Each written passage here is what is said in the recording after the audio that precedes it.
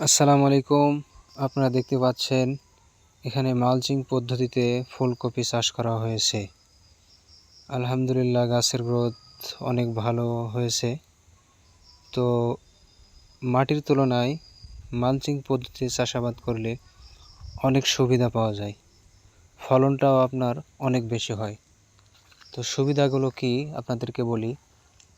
আমরা যারা মাটিতে ফুলকপি চাষ করি, দেখা যায় লাগানোর পরেই আমাদেরকে 3 থেকে 4 বার ড্রেন সেচে আইলে মাটি দিতে হয় এবং অতিরিক্ত ঘাস হয়।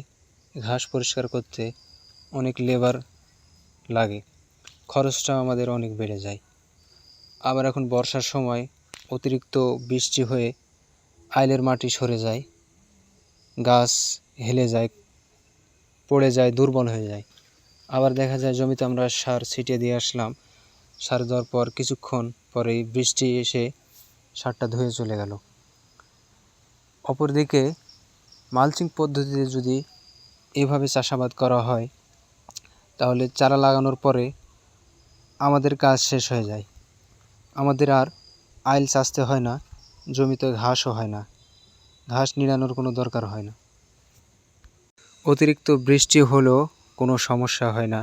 গাছ আপনার অন্য মাটির তুলনায় গাছের গ্রোথ অনেক সুন্দর হয় এবং দ্রুত বৃদ্ধি হয়। তো এখন আপনাদেরকে বলি কিভাবে জমি তৈরি করবেন, বেড তৈরি করবেন। প্রথমে চাষ দিয়ে নেবেন। শেষ চাষের সময় আপনার DAP, TSP, potash, zinc, boron সমস্ত সারগুলো জমিতে ছিটিয়ে দিবেন। দেওয়ার পর জমি সমান করে নিয়ে আপনারা বেড তৈরি করবেন।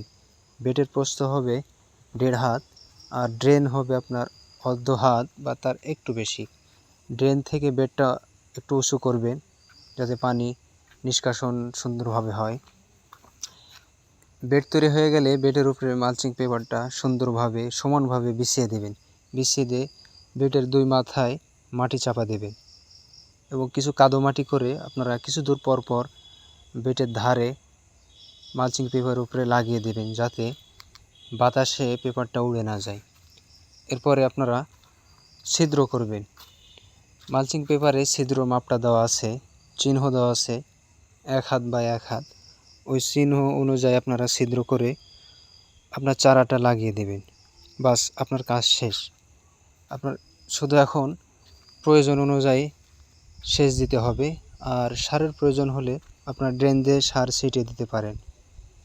তো আপনাদেরকে আরেকটা সুবিধা বলি, ফুলকপি কাটা হয়ে গেলে এই বেটেই টমেটো লাগিয়ে দিতে পারেন মাঝখান দিয়ে, অথবা বেগুন চাষ করতে পারেন, অথবা আপনারা শসা চাষ করতে পারেন।